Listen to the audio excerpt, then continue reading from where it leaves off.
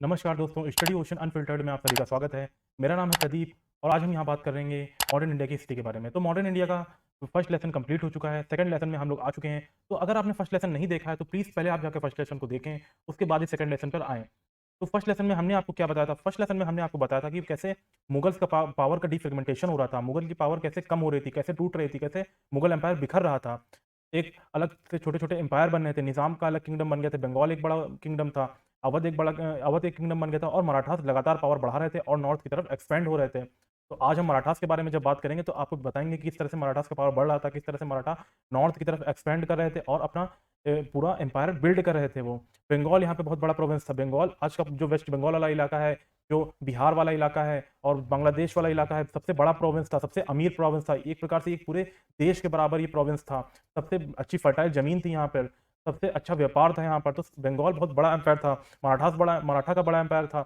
अवध और निज़ाम भी ठीक-ठाक एम्पायर थे बट लेकिन ये बंगाल और मराठास जितने इन कंपैरिज़न टू बंगाल और मराठा इतने बड़े एम्पायर नहीं थे, ठीक? तो आज हम मराठास के बारे में बात करेंगे, अवध के बारे में थोड़ा बहुत बात करेंगे और बंगाल के बारे में भी थोड़ा बहुत जानेंगे।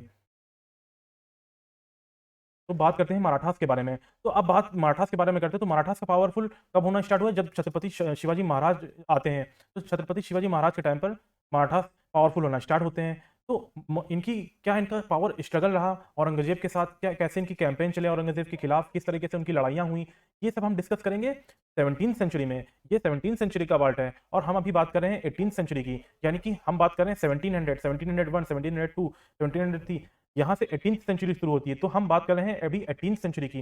तो 18th सेंचुरी के पहले शिवाजी की डेथ हो चुकी है। वो मेडिवल हिस्ट्री का पार्ट है। उसको हम मेडिवल हिस्ट्री में जानेंगे, किस तरीके से उन्होंने औरंगज़ेब के खिलाफ या मुगल के खिलाफ कैंपेन चलाया और किस तरह से उनकी लड़ाइयाँ रहीं। वो वो मेडिवल हिस्ट्री का पार्ट है। वो 17th सेंचुरी का पार्ट है, ठीक? और अभी हम जान रहे हैं 18th सेंचुरी में हम लोग आ चुके हैं। तो अभी हम आ चुके हैं शिवाजी के ग्रैंड सन के सन तक, ठीक? तो इसके लिए आप इनका फैमिली ट्री एक बार देखिए। तो शिवाजी, इनकी माता का नाम था जियाबाई, फादर का नाम था शाहजी और शाहजी के 2 वाइफ थी, जियाबाई जिनसे शिवाजी थे और इनके भाई संभाजी और दूसरी वाइफ थी तात्याबाई जिनके आगे चलकर रूलर ऑफ तंजौर थे। तंजौर ये महाराष्ट्र में एक शहर है, वहाँ के रूलर थे, ठीक? हम शिवाजी की बात करते हैं। तो शिवाजी की मृत्यु हुई थी 1680 में। तो शिवाजी की मृत्यु के बाद, डेथ के बाद संभाजी फर्स्ट जो इनके बेटे थे, 8 साल बाद इनकी भी डेथ हो जाती है और उनके उसके 2 साल बाद राजा राम की भी डेथ हो जाती है, जो इनके दूसरे सन थे। और जो संभाजी फर्स्ट हैं, इनके जो सन थे साहू जी, इनको मुगल कैप्टिविटी में बचपन से ही रख लिया गया था। मैंने आपको फर्स्ट लेसन में बताया था कि मुगल कैप्टिविटी में साहू जी को बचपन से ही रख लिया गया था और जब औरंगज़ेब के बाद जो मुगल बादशाह आता है, बहादुर शाह फर्स्ट प्रिंस मोहम्मद, वो इनको छोड़ता है। वो इनको इसलिए छोड़ता है ताकि मराठास में एक पावर स्ट्रगल हो, मराठास आपस में एक पावर के लिए लड़ाई लड़ें और ऐसा होता भी है। उसके बारे में हम अभी आज जानेंगे, ठीक? तो शाहू जी जब आते हैं मुगल कैप्टिविटी से छूटकर, तभी ये पावर स्ट्रगल शुरू होता है, ठीक? तो जब राजा राम की डेथ होती है, तो राजा राम की डेथ के बाद जो ताराबाई हैं, ये शिवाजी सेकंड के नाम पर रूल करना स्टार्ट कर देती हैं, ठीक? तो जब साहू जी आते हैं मुगल कैप्टिविटी से छूटकर, तो इनकी जो कॉन्फ्लिक्ट होती है साहू जी और ताराबाई और शिवाजी सेकंड के बीच में, ये कॉन्फ्लिक्ट हमको ध्यान में रखना है। इस कॉन्फ्लिक्ट के बारे में हमको जानना है। तो मेन कॉन्फ्लिक्ट यही होती है, ठीक? और जो आज हम शिवाजी के डिसेंडेंट देखते हैं, जो रूलर ऑफ कोल्हापुर हैं और रूलर्स ऑफ सतारा हैं, जो महाराष्ट्र के 2 शहर हैं, वो इन्हीं 2 ब्रांचेस से आते हैं, ठीक? तो after the death of Shivaji 1680, तो जब शिवाजी की डेथ हुई थी 1680 में, तो ये इतना जो ये वाला इलाका है, ये यहाँ पर जो मराठा एम्पायर है, ये लगभग-लगभग काबिज़ हो चुका था और ये जो लार्ज मराठा एम्पायर का ये जो देख रहे हैं आप, महाराष्ट्र का इलाका, यहाँ पर मुगल से लगातार लड़ाइयाँ चल रही थी। मतलब आपस में मराठास और मुगल की लड़ाइयाँ चलती जा रही थी। मतलब होती थी, फिर रुक जाती थी, कभी ये भारी पड़ते थे, कभी वो भारी पड़ते थे। इस तरह से लड़ाइयाँ चलती जा रही थी जब शिवाजी की डेथ हुई थी, ठीक? उसके after the death of Shivaji 1680 में इनकी डेथ हो जाती है। तो जब शाहू जी मुगल कैप्टिविटी से छूट कर आए, तो उसके बाद ताराबाई क्या करती हैं, ताराबाई एक बात फैला देती हैं कि साहू जी मुगल कैप्टिविटी में काफ़ी सालों तक रहे हैं, ये अब हमारे नहीं रहे, ये अब मराठा नहीं रहे, अब ये मुगल्स के एजेंट हो चुके हैं। ये बात ताराबाई ने फैला दी। ऑब्वियसली ये बात इसलिए फैलाई है क्योंकि वो अपना राज चाहती थी, वो अपनी लाइन को शिवाजी सेकंड को अपनी लाइन को वो आगे पावर में देखना चाहती थी। इसी वजह से उन्होंने ये लाइन फैलाई और ये बात फैलाई सॉरी कि शाहू जी ठीक व्यक्ति नहीं है, ठीक? तो ताराबाई ने अपने मराठा जनरल सेनापति धानाजी जादव को भेजा। धानाजी जादव से कहा कि आप शाहू जी महाराज के ऊपर अटैक करिए, ठीक? तो मराठा जनरल सेनापति धानाजी जादव ने अपने right hand man Balaji Vishwanath से कहा कि आप जाइए और साहू जी महाराज से मिलकर आइए। तो बालाजी विश्वनाथ जाते हैं भाई साहू जी से मिलने। तो ये बातचीत करते हैं साहू जी महाराज से, तो बात करने के बाद इनको पता चलता है कि इनको लगता है कि साहू जी महाराज तो सच्चे मराठा हैं, ये हमारे साथ रहकर, मराठास के साथ रहकर मुगलों से लड़ने के लिए तैयार हैं। तो इसके बाद जो सेनापति धानाजी जादव हैं और बालाजी विश्वनाथ, ये अपना सपोर्ट ताराबाई से हटाकर साहू जी महाराज की तरफ कर लेते हैं। और इसके बाद एक छोटी सी लड़ाई होती है ताराबाई और साहू जी के बीच में, एक छोटी सी लड़ाई होती है जिसमें साहू जी महाराज बालाजी विश्वनाथ और मराठा सेनापति दानाजी जादव के सपोर्ट से जीत जाते हैं और ये साहू महाराज छत्रपति बन जाते हैं मराठा कॉन्फिडेंसी के। ठीक, इसके बाद एक और नया डेवलपमेंट होता है 1711 में। तो जो 1711 में धानाजी जादव हैं, इनकी डेथ हो जाती है। धानाजी जादव की डेथ हो जाती है, तो धानाजी जादव की डेथ के बाद जो इनका बेटा है चंद्रसेन, धानाजी जादव का जो बेटा है चंद्रसेन, वो देखता है कि मेरे पिताजी का right hand man Balaji Vishwanath ये ज़्यादा पावरफुल हो रहे हैं। तो वो क्या करता है, ताराबाई के सपोर्ट करने चला जाता है। तो ये देखकर साहू जी महाराज क्या करते हैं, बालाजी विश्वनाथ को सेवानिवृत्त बना देते हैं, यानी कि organiser of the Maratha army, इनकी पोस्ट थोड़ी बढ़ा दी जाती है 1712 में, 1711 1712 में। तो आप यहाँ से देखेंगे कि 1711 जो 1712 का जो टाइम पीरियड है, यहीं से मराठास की पोस्ट जब बालाजी विश्वनाथ की बढ़ा दी जाती है और इनको पेशवा के रूप में थोड़ा रखा लिया जाता है, organiser of the Maratha army बना दिया जाता है। तो यहीं से जो ये पोस्ट है पेशवा की पोस्ट, ये थोड़ा पावरफुल होना स्टार्ट हो जाती है 1711 1712 से। अब इसके बाद बालाजी विश्वनाथ पावर को और मजबूत करने के लिए क्या करते हैं, जो ताराबाई और शिवाजी का जो माँ बेटे का कॉम्बिनेशन है, इसको ये थोड़ा कमजोर करने के लिए एक काम करते हैं। ये जो दूसरी वाइफ थी राजा राम की, राजेश भाई और इनका बेटा संभाजी सेकंड, तो इनको सत्ता में लाया जाता है, इन्हें कोल्हापुर की गद्दी पर बैठाया जाता है। तो बालाजी विश्वनाथ ये फेरबदल कर देते हैं। तो ताराबाई एंड शिवाजी को एक तरह से एग्जाइल में भेज दिया जाता है कि आप जाइए शांति के जीवन व्यतीत करिए, और संभाजी सेकंड को बैठा दिया जाता है कोल्हापुर की गद्दी पर। इससे जो कोल्हापुर के रूलर हैं, वो एक तरह से बालाजी विश्वनाथ और साहू जी के कंट्रोल में आ जाते हैं, और ये एक तरह से पूरा खेल रचा जाता है बालाजी विश्वनाथ के द्वारा। और फिर ये बालाजी विश्वनाथ एक एंड साहू जी पावर को और ज़्यादा मजबूत कर लेते हैं।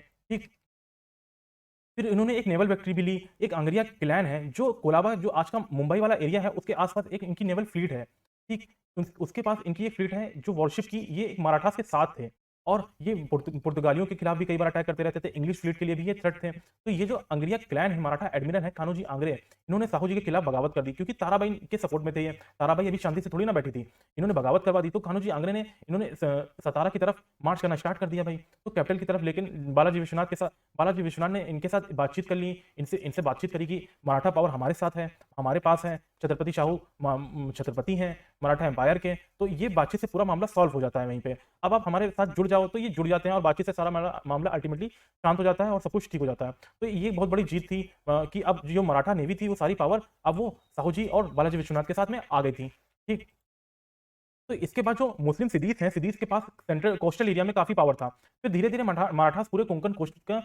कोस्ट को अपने कब्जे में ले लेते हैं। आप एक मैप देखिए एक बार, तो ये कोंकण कोस्ट है, यहाँ पे देखिए कोंकण कोस्ट इनके कंट्रोल में आ जाता है, मराठास के कंट्रोल में, with the help of Kanhoji Angre, who was the naval commander of the Marathas army. ठीक, अब बालाजी विश्वनाथ ने छत्रपति शाहू जी के लिए इतना कुछ किया है, तो शाहू जी ने इन्हें 1713 में बना दिया पेशवा। तो पेशवा की जो पोस्ट है, पहले भी एग्जिस्ट करती थी, पहले भी होती थी, बट इतनी पावरफुल नहीं थी, हुआ करती थी। मराठा एम्पायर में Balaji Vishwanath was the first Peshwa. First Peshwa मतलब कि वो अपने परिवार से फर्स्ट पेशवा थे। वैसे तो ये मराठा एम्पायर में 6th पेशवा थे, बट हेरिडिटरी थे, वो अपने परिवार से वो फर्स्ट पेशवा थे। ठीक, तो ये पोस्ट एक तरह से हेरिडिटरी हो गई, क्योंकि इनके बच्चे इतने पावरफुल थे, आने वाली जो इनकी पीढ़ी थी वो बहुत ज़्यादा पावरफुल निकली। इनके बाद जो बाजीराव फर्स्ट आया, उसके बाद बालाजी बाजीराव आया, वो भी पावरफुल लीडर निकले। तो एक तरह से इनकी पूरी लाइन पावरफुल थी, जिससे एक ट्रेडिशन सा बन गया। तो ये कहीं लिखा हुआ नहीं था कि इनके बाद इनके बेटे ही पेशवा बनेंगे, लेकिन इनकी जो बेटे थे वो भी बहुत ज़्यादा पावरफुल निकले, इस वजह से ये हो पाया। तो इसकी जो ये पूरा पेशवा की लाइन है, वो एक तरह से कंसिडरेट हो गई। तो वैसे तो ये 6th पेशवा है, लेकिन एम्पायर में, लेकिन जो ये पहले थे फैमिली से आते थे, जो चित्पावन ब्राह्मण फैमिली थी, उससे ये बिलोंग करते थे। तो ये भी एक अनोखा संयोग था कि एक ब्राह्मण फैमिली से एक पावरफुल वॉरियर के लीडर का जन्म होता है। ट्रेडिशनली ये रोल ब्राह्मण का नहीं था, बट क्या होता है, ये पेशवा है, इन्होंने जो ये पेशवा है यहाँ से इन्होंने इस रोल को चेंज कर दिया। ठीक, अब आगे देखते हैं। फिर 1780 में क्या होता है, बालाजी विश्वनाथ ने एक इंपॉर्टेंट काम किया। बालाजी विश्वनाथ ने क्या इंपॉर्टेंट काम किया कि जो मुगल मराठा ट्रीटी इन्होंने साइन की 1718 में। तो बेसिकली इस ट्रीटी में सैयद ब्रदर्स उस टाइम रूल कर रहे थे। सैयद ब्रदर्स का वहाँ पे पावर था, एक तरह से देखते हैं, जो हमने फर्स्ट लेसन में आपको पढ़ाया था, अगर आपने वो देखा होगा तो आपको पता होगा उस समय सैयद ब्रदर्स पावर में थे। कि तो मुगल जो हैं वो अब क्या कहते हैं टैक्स देंगे किन एरिया में, जो मुगल के एरिया हैं वहाँ पर ये टैक्स देंगे, डेक्कन, गुजरात और खानदेश, जो इनके 3 एरिया हैं। यहाँ से सरदेशमुखी और चौथ वसूला जाएगा इसके द्वारा, मराठास के द्वारा। तो अब मराठास को टैक्स दिया जाएगा, जो भी अभी मुगल एम्पायर के जो 3 प्रोविंस हैं उनसे। तो धीरे धीरे आप देख रहे हैं कि मराठास अब इतने पावरफुल हो गए हैं कि वो महाराष्ट्र वाले एरिया से आगे बढ़कर अब वो मुगल्स पे भी टैक्स ले रहे हैं, ठीक? और वो जो शिवाजी के कर्नाटक वाला एरिया था, जो मराठा के कंट्रोल में चला गया था, वो भी वापस करे जाएँगे अब। तो बदले में शाहू जी ने क्या किया? बदले में शाहू जी ने मुगल्स की ओवरलॉर्डशिप मान ली, कि यानी कि ठीक है, हम यहाँ पर राज कर रहे हैं, ओवरऑल मुगल बादशाह आप हो, ये शाहू जी ने मान लिया था। और ज़रूरत पड़ेगी तो 15,000 की घुड़सवार सेना भी आपको भेजी जाएगी, ये ट्रीटी में साइन किया गया। लेकिन उस टाइम मुगल बादशाह था ऑन पेपर फारूक सियार, उसने इस ट्रीटी पर साइन करने से मना कर दिया। तो इसी कारण फारूक सियार को सैयद ब्रदर्स ने मर्डर करवा के मार दिया और नेक्स्ट बादशाह बना दिया था रफ़ीउद्दराजत को। इसके बारे में मैंने आपको फर्स्ट लेसन में बताया था, अगर आपने फर्स्ट लेसन नहीं देखा तो पहले उसको देख लें। तो रफ़ीउद्दराजत नेक्स्ट बादशाह बनते हैं मुगल बादशाह और वो इस ट्रीटी पर साइन कर देते हैं। तो पहली बार मुगल्स ने ऑफिशियली किसी मराठा छत्रपति को रिकॉग्नाइज़ किया था। तो they can recognise Shahu as a Chhatrapati. तो ये भी कह दिया गया कि शाहू और शाहू के बाद जो भी उनके बच्चे होंगे, परिवार के लोग होंगे, वो छत्रपति होंगे। यानी कि मराठा जो एम्पायर है, वो एक तरह से एस्टेब्लिश राज्य बन चुका है in the eye of the Mughal empire. तो जो जैसे दूसरे राजा होते थे जिनके अंदर रिकॉग्नाइज होता था उस टाइम की उनका बेटा अब अगला राजा बनेगा, उसी प्रकार से अब मराठा में खुद को एस्टेब्लिश करवा लेता, एक तरह से सर्टिफिकेट ले लिया था मुगल से। हालांकि सर्टिफिकेट का कोई मतलब नहीं था, कोई मायने नहीं रखता था मुगल्स का सर्टिफिकेट मराठास के लिए, क्योंकि मुगल एम्पायर अब बिल्कुल भी पावरफुल नहीं रहा था। लेकिन फिर भी कहने को ऑन पेपर एक अच्छी बात हो जाती है, लेकिन असल में जो मुगल एम्पायर था डेक्कन में या साउथ वाले हिस्से में, वो पूरी तरह से मराठास का एक पपेट गवर्नमेंट भी बन चुकी थी। तो मुगल्स के पास एक तरह से अब डेक्कन में साउथ इंडिया में कोई भी पावर नहीं बचा था, तो वहाँ का सारा टैक्स अब मराठास के पास ही जा रहा था। तो ये भी एक बालाजी विश्वनाथ का बहुत बड़ा इंपॉर्टेंट अचीवमेंट था, ठीक। फिर 1713 से 1720 तक बालाजी विश्वनाथ के पेशवा रहने के बाद बालाजी विश्वनाथ की डेथ हो जाती है 1720 में। उसके बाद उनके बेटे 1720 से 1740 पेशवा बाजीराव फर्स्ट ये पेशवा बनते हैं। तो इन्हीं पर वो मूवी बनी थी कुछ साल पहले, बाजीराव मस्तानी वाली जो मूवी बनी थी, वो इन्हीं के ऊपर बनी थी, बाजीराव फर्स्ट के ऊपर, ठीक। तो क्योंकि इनके ऊपर तो कई मूवीज बन सकती हैं, क्योंकि देखा जाए, क्योंकि इन्होंने अपने 20 साल के करियर में देखा जाए तो बहुत सारी लड़ाइयाँ जीती थी इनके। आप इससे पहले का 400-500 साल का इतिहास अगर देखें तो किसी एक मराठा जनरल ने शायद ही इतनी लड़ाइयाँ जीती हो जितनी लड़ाइयाँ बाजीराव फर्स्ट ने जीती हैं। तो इन्होंने ऑलमोस्ट पूरे सेंटर इंडिया में मराठा पावर को काबिज करा दिया था एक तरीके से, और ये इनका सबसे बड़ा अचीवमेंट था। और नॉर्थ इंडिया में भी इन्होंने मराठास का पावर बहुत ज़्यादा बढ़ाया था। बाजीराव फर्स्ट को सबसे बड़ा अपने करियर का चैलेंज मिलता है इससे हैदराबाद से। तो हैदराबाद के जो निज़ाम है आसफ जाह फर्स्ट, इसके बारे में मैंने आपको लेसन 1 में बताया था आसफ जाह फर्स्ट के बारे में। आसफ जाह फर्स्ट ये एस्टेब्लिश हो चुके थे हैदराबाद में। तो इन्होंने अब सबसे पहले क्या किया कि मराठा जो चौथ कलेक्टर थे इनको भगा दिया, अपनी टेरिटरी से हटा दिया, और पुणे पर हमला भी कर दिया। पुणे पे हमला कर दिया और संभाजी सेकंड को कोल्हापुर पे के जो थे उन्हें छत्रपति शाहू जी के चैलेंज पे गद्दी पर बैठा दिया, बताइए। और काफी नुकसान भी किया मराठा टेरिटरी का। और इसका बदला लेने के 1727 में बाजीराव ने एक कैंपेन स्टार्ट किया, गोरिल्ला अटैक किया with the help of Malharrao Holkar, Ranoji Scindia और पवार ब्रदर्स। तो ये अभी तो बाजीराव फर्स्ट के साथ इन्होंने अपना करियर स्टार्ट किया था, लेकिन ये आगे चलकर ये लोग बहुत बड़ा बड़ा नाम बन जाएंगे, ठीक। ये अपने आप में बहुत बड़ा बड़ा नाम बन जाएंगे। फिर 1728 में बैटल ऑफ पालखेड़ होती है नियर औरंगाबाद। तो इस लड़ाई में Maratha army lead by Bajirao first, इन्होंने निजाम की आर्मी को हराया। लड़ाई के बाद एक संधि भी साइन हुई जिसका नाम था मुंगी शेरगांव ट्रीटी। इस ट्रीटी में ये था कि ये जो अपने संभाजी सेकंड को गद्दी पर बैठाया है ये नहीं चलेगा, Chhatrapati Shahu is the whole and sole Chhatrapati, यही है छत्रपति हैं। ये बात निजाम ने मान ली फाइनली। और ये जो भी टैक्सेस कलेक्ट किए जा रहे हैं डेक्कन के, ये सब अब छत्रपति शाहू द्वारा ही कलेक्ट किए जाएंगे। इस बात को अब कोई चैलेंज नहीं करेगा, खासतौर से निजाम ऑफ हैदराबाद ये चैलेंज नहीं करेंगे। इसके बाद बाजीराव फर्स्ट ने अपने भाई चीमाजी अप्पा के नेतृत्व में एक आर्मी भेजी मालवा रीजन में। मालवा कौन सा रीजन है? ये जो मध्य प्रदेश का इलाका है, उज्जैन वाला, इंदौर वाला, एमपी राजस्थान वाला बॉर्डर वाला, ये मालवा रीजन है। वहां पर मुगल आर्मी से लड़ने के लिए, क्योंकि अब धीरे धीरे ये नॉर्थ की तरफ एक्सपेंड हो रहे थे, नॉर्थ की तरफ बढ़ रहे थे, ठीक। ये अपना टारगेट नॉर्थ की तरफ बढ़ा रहे थे, क्योंकि डेक्कन में तो ये पूरा पावर अपना बढ़ा ही चुके थे, अब ये नॉर्थ की तरफ बढ़ रहे थे, ठीक। तो वहां पर मुगल आर्मी को हराया जाता है 1728 में बैटल ऑफ अमझेरा में, ठीक। उसके बाद मालवा के बाद नेक्स्ट आता है राजस्थान के एरिया आ जाते हैं, राजस्थान के जो मध्य प्रदेश का एरिया है। इसके बाद फिर ये राजस्थान का यहाँ पे एरिया आ जाएंगे, आप देखेंगे। तो 1729 में तक मराठास राजपूत स्टेट तक पहुंच चुके थे। मेवाड़, मारवाड़, जयपुर, इन स्टेट्स को अब लगातार चैलेंज किया जा रहा था, और इन स्टेट्स के ऊपर वहां पर मराठास आर्मी पहुंच जाती थी और वहां पर कहती थी कि आप हमें पैसे दीजिए, हमें चौथ दीजिए, सरदेशमुखी टैक्स दीजिए हमको, वरना हम यहाँ पे खूब लूटपाट करेंगे। तो इसके कारण डायरेक्टली टैक्सेस पे कर दिए जाते थे। जो राजपूत स्टेट होते थे उनके द्वारा डायरेक्टली टैक्स पे पैसे दे दिए जाते थे। तो बेसिकली अब धीरे धीरे मराठा सुप्रीमेसी वो राजपूत स्टेट तक पहुंच चुकी है, काबिज हो चुकी है। ऐसा नहीं है कि 1729-2030 में ही ये सब हो चुका था।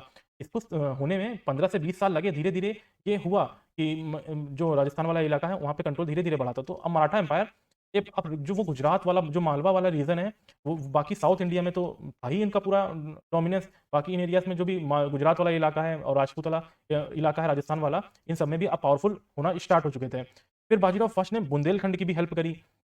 तो बुंदेलखंड के रीजन ये कहाँ पे पड़ता है, जो मध्य प्रदेश और उत्तर प्रदेश का जो बॉर्डर वाला इलाका है, वहाँ पे पड़ता है बुंदेलखंड वाला इलाका। ठीक, तो वहाँ पे बुंदेलखंड के राजा हैं छत्रसाल जो थे, वहाँ उनको हेल्प करी, मुगल से लड़ाई लड़ने के लिए उनकी मदद करी। तो एक तरह से इन्फ्लुएंस यहाँ वहाँ तक, अपना बुंदेलखंड तक मराठास का पहुँच चुका था। फिर 1730 तक गुजरात का जो पूरा टैक्स है, वो मुगल से की जगह अब जा रहा था मराठास को। तो this was also big achievement. अब तक गुजरात, मालवा, राजस्थान, राजपूत स्टेट का टैक्स इनके पास आ चुका था। बुंदेलखंड के राजा से इनकी हेल्प करी थी, तो वहाँ तक भी इनकी दोस्ती हो गई थी, वहाँ तक भी इनका इन्फ्लुएंस पहुँच चुका था। फिर 1732 में बैटल ऑफ मंदसौर होती है। यहाँ पर मराठास आर्मी ने मुगल आर्मीज को हराया, फिर हराया, एक बार समझ लीजिए। मुगल आर्मीज को लीड कर रहे थे राजा जयसिंह सेकंड ऑफ आमेर कर रहे थे, और यहाँ पर मराठास आर्मीज की तरफ से कौन था, माधवराव होलकर और राजनजीत सिंधिया थे। एंड मराठास को मालवा के जो 28 परगना है, वहाँ से अब टैक्स कलेक्ट करने का परमानेंट अधिकार मिल गया इस लड़ाई को जीतने के बाद। तो अब आप देख रहे हैं कि धीरे धीरे मराठास को पूरे सेंट्रल इंडिया का टैक्स कलेक्ट मिलता जा रहा है। एंड साउथ में तो वो डोमिनेंस पहले ही कर रहे थे, हो चुके थे अभी तक, और अब सेंटर की तरफ, सेंटर इंडिया में ये काफ़ी ज़्यादा डोमिनेंस कर रहे थे। तो फाइनली नागपुर के भोसले थे,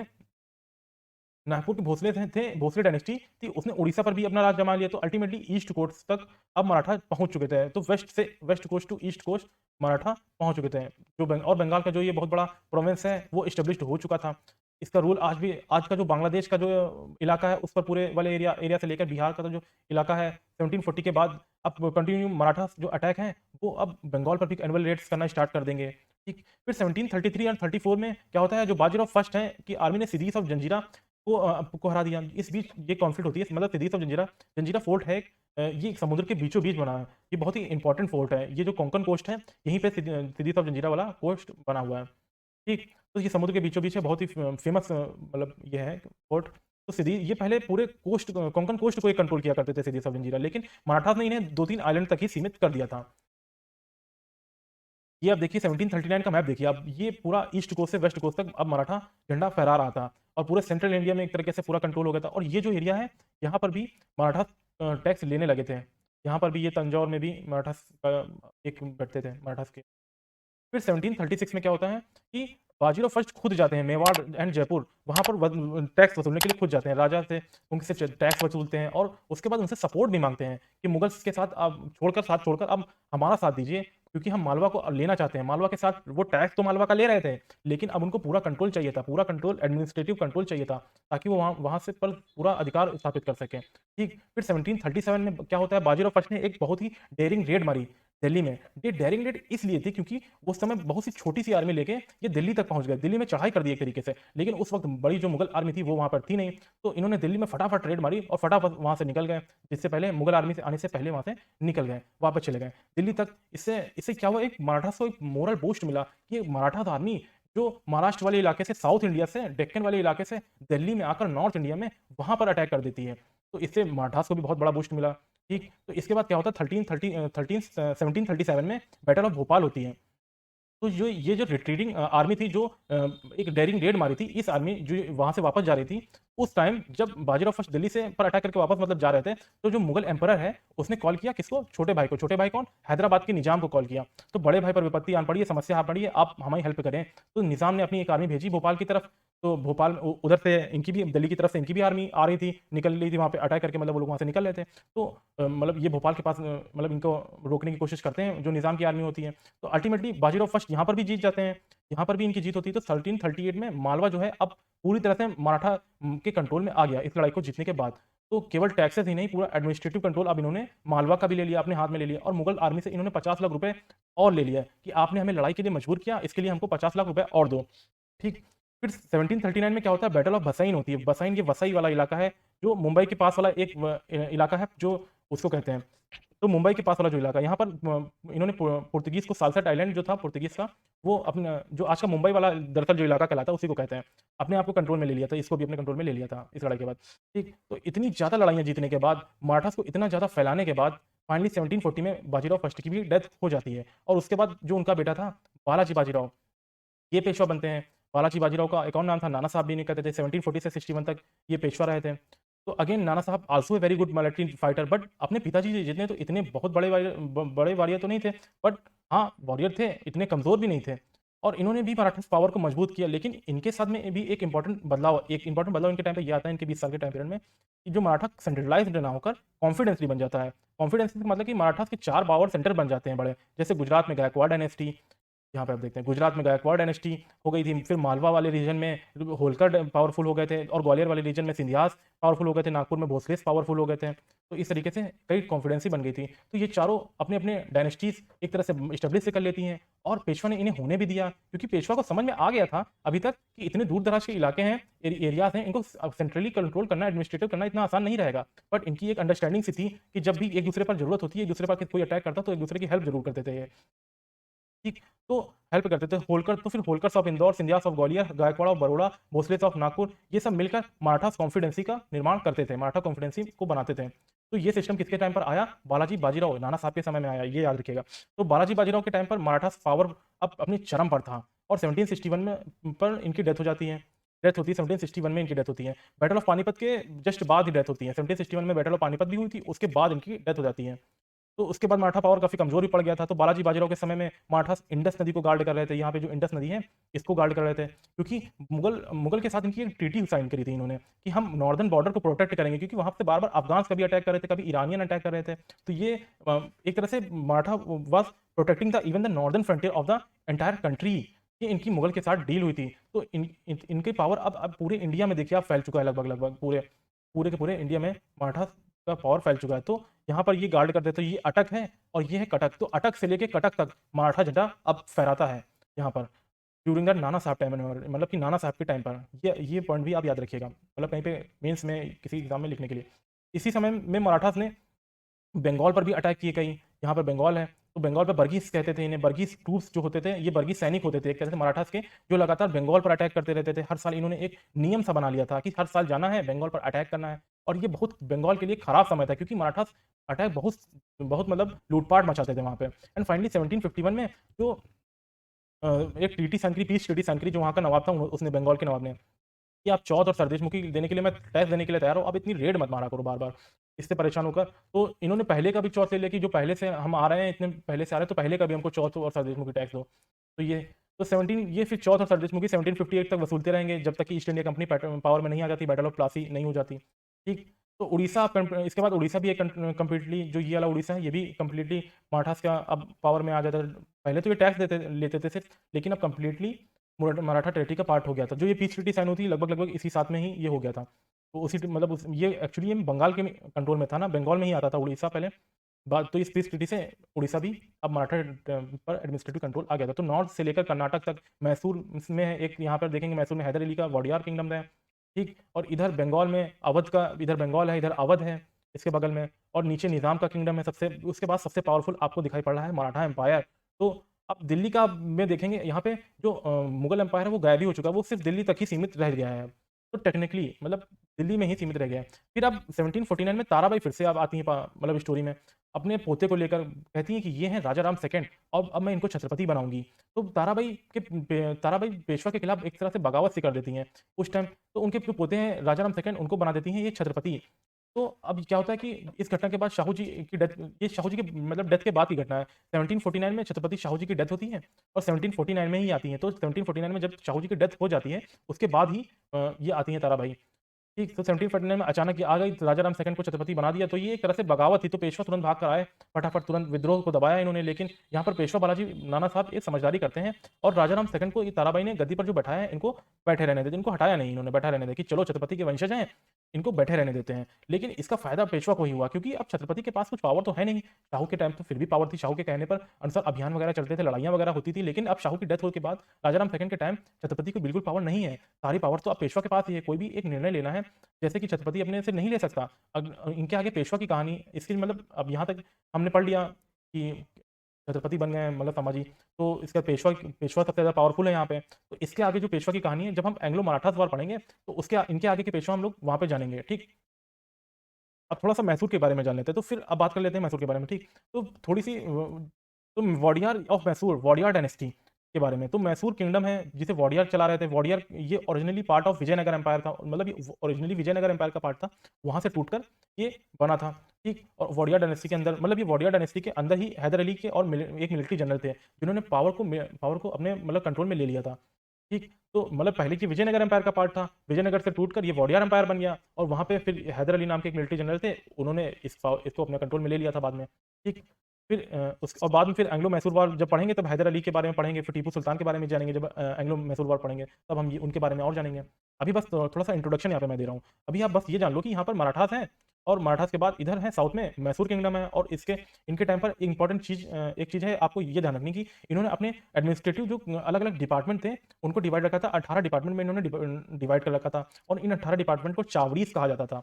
बस ये सब थोड़ा बहुत जानकारी थोड़ा याद रखेंगे।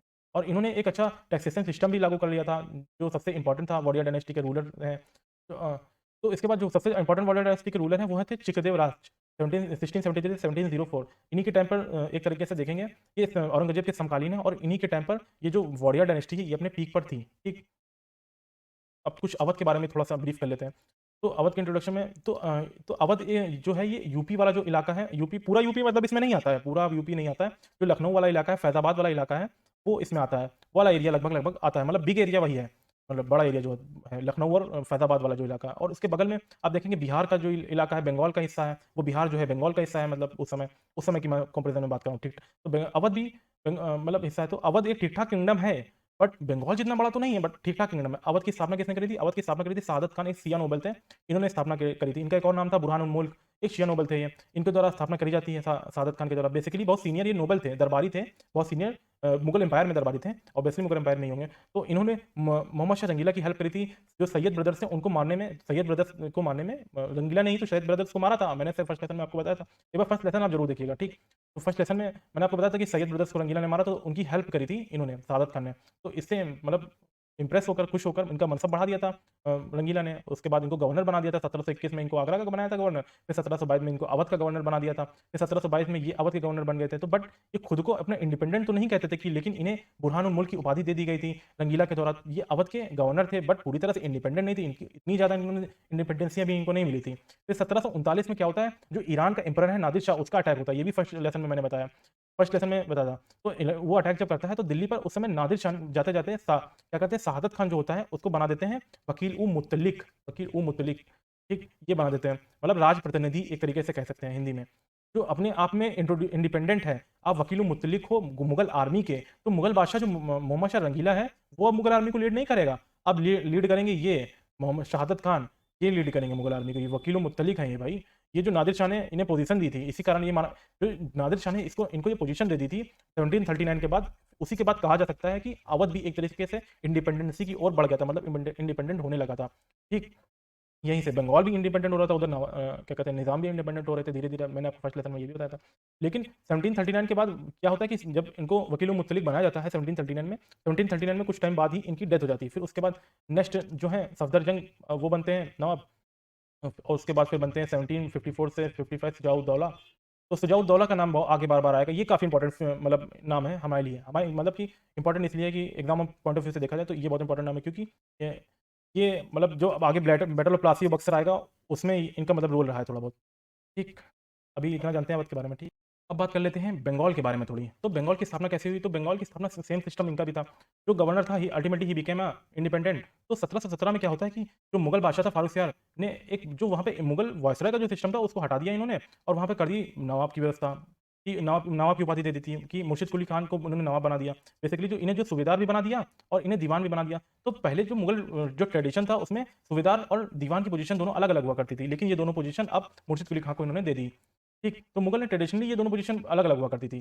तो मुर्शिद कुली खान ने क्या किया कि दोनों को पोस्ट दे दी गई इनको, मुर्शिद कुली खान को। तो जो डिफेक्टो रूलर बंगाल का, बिहार और उड़ीसा का ये हो गया मुर्शिद कुली खान। तो इसके पीछे एक रीज़न ये भी था कि बंगाल जो था वो दिल्ली से दूर है, दिल्ली से इसको गवर्न करना काफ़ी मुश्किल है, क्योंकि इतना बड़ा प्रोविंस है, इतना बड़ी फर्टाइल ज़मीन है यहाँ की, इतना अमीर प्रोविंस है इस वजह से यहाँ काफ़ी और दिल्ली से थोड़ा दूर भी, इस वजह से रूल करना आसान भी नहीं रहता होगा, इस वजह से इन्होंने कर दिया।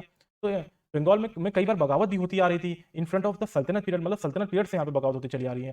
तो कभी-कभी बंगाल में दिक्कत भी आती थी कि कोई बगावत कर देता है, कभी कोई बगावत कर देता है। तो मुर्शिद कुली खां को कर दिया गया इंडिपेंडेंट थोड़ा बहुत। वैसे तो इंडिपेंडेंट थे ही, लेकिन ये मुगल एम्परर के नाम पर सिक्के चलाते थे, लेकिन इनकी इतनी ज़्यादा इंडिपेंडेंसी नहीं मिली थी कि मुगल एम्पायर के सिक्के ना चलाएँ ये।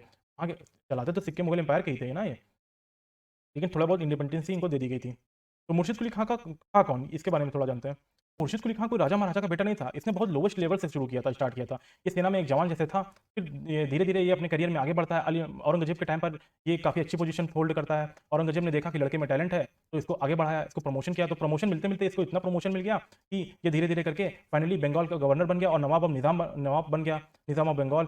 तो अब मुर्शिद कुली खां का एक पॉइंट ये ज़रूरी है कि इन्होंने एक जहाँ पर जागीरदारी सिस्टम जो होता है उसको चेंज कर दिया, वहाँ पर माल जस्मानी सिस्टम शुरू कर दिया। अल्टीमेटली इसी से जमींदारी सिस्टम जन्म लेता है, इस माल जस्मानी सिस्टम से। अब मुर्शिद कुली खान के 2 इन्हीं के परिवार के नवाब बनते हैं, लेकिन 4th नवाब इनके परिवार का नहीं बना। फिर यहाँ पर एक तख्ता पलट हो जाता है। अलीवर्दी खान जो इनका तख्ता पलट कर देता है, जिसकी कहानी मुर्शिद कुली खान जैसी ही है। ये भी नीचे के लेवल से प्रमोशन होता तो ऊपर उठा था। अलीवर्दी खान ने इसे नसीली डायनेस्टी को हटा दिया। जो अलीवर्दी खान के बाद जो इनके परिवार के 3 लोग जो बने थे नवाब बने थे, उसी को नसीली डायनेस्टी कहते हैं। मतलब अलीवर्दी खान, उसके बाद इनके परिवार के 3 लोग, यानी कि टोटल 4 लोग। तो ये 4 लोग बने थे जो इसी को नसीली डायनेस्टी कहते थे, और उस नसीली डायनेस्टी का तख्ता पलट कर दिया अलीवर्दी खान ने। तो नसीली डायनेस्टी का तख्ता पलट कर दिया इन्होंने, और उसके बाद ये बंगाल के नवाब बनते थे। तो एक छोटी-सी लड़ाई हुई थी लास्ट में 1740 में, बैटल ऑफ घेरिया।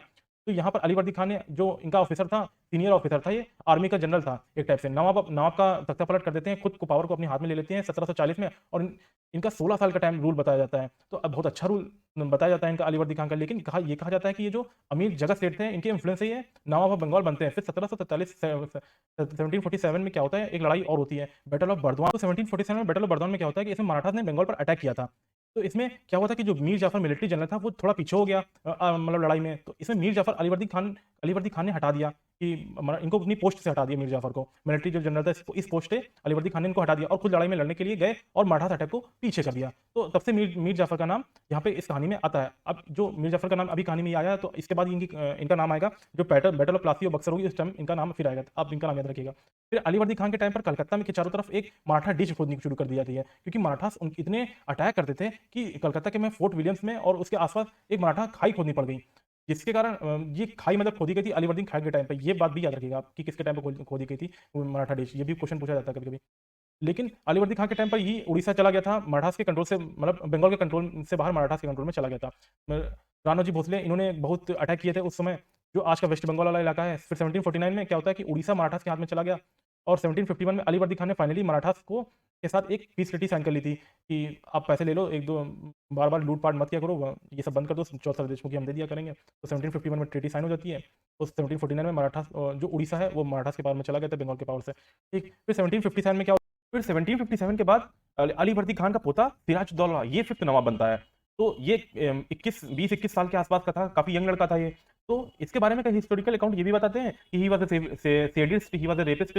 मतलब ऐसी-ऐसी कहानियाँ हैं इसके बारे में कि ये चलती नाव को डुबा दिया करता था, सिर्फ ये देखने के लिए कि जो मरते हुए लोग कैसे लगते हैं। तो ये सब हिस्टोरिकल क्लेम्स हैं, ये हिस्टोरिकल क्लेम्स है, कई हिस्टोरिकल्स ऐसा कहते हैं। बट ये सब हमको याद नहीं रखना है, ये हम हमारे एग्जाम पॉइंट ऑफ व्यू से ये हमारे लिए इंपॉर्टेंट नहीं है। हमारे लिए इंपॉर्टेंट है सिराजुद्दौला, क्यों? क्योंकि बैटल ऑफ प्लासी के समय ये मतलब नवाब था बंगाल का, और इसी के टाइम पर इन्हीं पावर ट्रांसफर होता है ईस्ट इंडिया कंपनी को। तो इन्हें पावर ऑफ अल्टीमेटली उसी के टाइम पर नवाब का जो ऑफ बंगाल का पावर है वो खत्म हो जाता है इसी के टाइम पर, और ईस्ट इंडिया कंपनी अपने आप को स्टेब्लिश कर लेती है, जिसे हम आगे की लेसन में देखेंगे। जब हम बैटल ऑफ प्लासी पढ़ेंगे, बैटल ऑफ बक्सर पढ़ेंगे, तब हम इसके बारे में थोड़ा और जानेंगे और पता चलेगा, और कैसे पावर ट्रांसफर होता है उसको हम नेक्स्ट लेसन में हम लोग जानेंगे। ठीक, तो thank you so much. Next lesson में आप काफ़ी चीज़ें अभी आपको देखनी बाकी हैं। अभी हम लोगों ने ये जाना कि जब ईस्ट इंडिया कंपनी भारत में आती है, उससे पहले का क्या क्रम रहा, कैसे नवाब थे बंगाल में, कैसे अवध में थे, और निज़ाम की क्या स्थिति थी, एक बंगाल में क्या स्थिति थी, और कैसे मराठास अपने पावर बढ़ा रहे थे, कैसे मुगल एम्पायर का पावर का डिफ्रेगमेंटेशन हो रहा था, पावर कैसा कितना था मराठास का। तो ये सब अभी हम लोगों ने जान लिया है, पूरी भारत की स्थिति हम लोगों को अभी तक क्लियर हो गई है एक तरीके से। अब हम नेक्स्ट लेसन में ये जानेंगे जो यूरोपियंस हैं वो उनके आने की कैसे वो आते हैं, क्या होता है, उसको बारे में हम लोग अब नेक्स्ट लेसन में जानेंगे। ठीक है, उसके बाद फिर आगे बढ़ेंगे कैसे एक एक करके चैप्टर। तो आपको चैप्टर ये कैसा लगा, इसके बारे में एक कमेंट करिए, बताइए। कोई क्वेश्चन हो तो पूछ सकते हैं कमेंट में। ठीक है। और लाइक करिए, शेयर करिए, सब्सक्राइब जरूर करिए चैनल को। अगर आप सब्सक्राइब नहीं करेंगे तो फिर आपको आने वाले लेसन्स के जो आने वाले वीडियोस हैं उनके नोटिफिकेशन भी आपको नहीं मिल पाएंगे। ठीक है, तो थैंक यू सो मच। जय हिंद।